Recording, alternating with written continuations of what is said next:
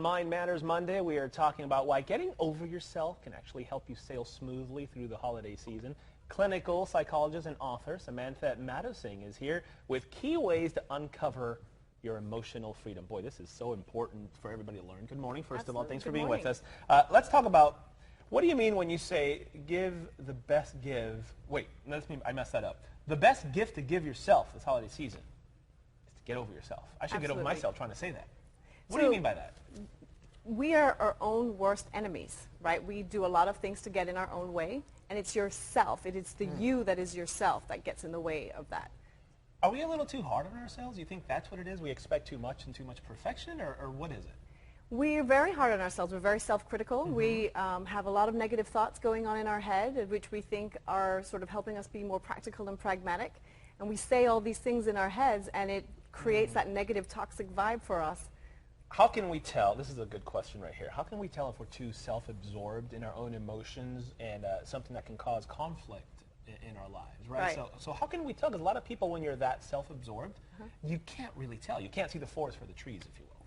Well, so it's being self-absorbed in a negative context. So you're concerned about your emotions and concerned about how you're doing mostly, and then you get lost in that, lost in the trees, as you say. Yeah. But the most important thing is that if it's affecting your relationships with your family and your loved ones, that's when it's becoming a problem for you. Depression is huge during the holidays as well, so how does that play a role? So depression rates don't actually increase during the holidays, but the intensity of the feelings of loneliness for people who do suffer from depression really does. Yeah.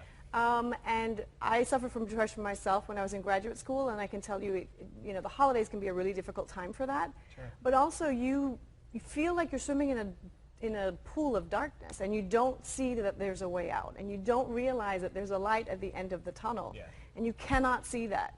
And so that's what I want to try to help people to see, that there is a light at the end of the tunnel. You can completely change your life. Okay, we have some red flags to watch out for to determine whether or not you're depressed. I'm going to go through each one, and then maybe you kind of give us a little background on it. Sure. You fill a void with either food, drugs, alcohol, or sex. Yes. So a lot of times people are feeling a lot of pain, and they self-medicate. So they're trying to soothe themselves. They're trying to get that pain out of the way. They're trying to make themselves feel better. And so they use food, drugs, alcohol, or sex as a means of kind of numbing some of those really intense, painful feelings. For a lot of other people, though, they feel numb and they want to feel something. Right. And the alcohol is, again, it's a means of, and the food, drugs is a means of self-medicating for that. Here's another one. You feel moody or you feel angry, and then you take it out on everybody around you. Yes, so we're feeling irritable, angry, pretty hostile. Your mood's very fluctuating. And you take it out on the people you love. You don't mean to, but your fuse is very short. Your husband or your wife can come home and say, "Hi, honey," and you're like, "Rah!" You're ready to jump down their throat. Right. And that's when you know that something is not working well here. Okay, here's one. You focus on the past and expect the worst. I think a lot of people do that. A lot of people do that. You can't get past what happened to you. Right. You can't look forward. Right. So you find yourself really, really stuck 10, 20, even 50 years ago. Things that happened when you were a child, and you have no way of changing those things now, and you get stuck back there, and it's holding you back there, and you cannot live in the present, and you can certainly not move forward if you do that. You judge and criticize. Yes. So a lot of people are very judgmental about everybody else around them, but they're also super judgmental about themselves. They're always not only gossiping about others, but they're gossiping about themselves in their own heads. And they don't see that they can possibly do anything right, and they're always saying negative things in their heads. Okay, here's another one. You either take no responsibility for your actions, or you blame yourself. So it's one or the other. It's one or the other. Unbelievable. It's one extreme or the other. Right. So either you decide that you are not to blame for anything, and everything is always everybody else's fault around you, or you take so much responsibility for everything that nothing is because of anything else, but it's always, everything is always your fault.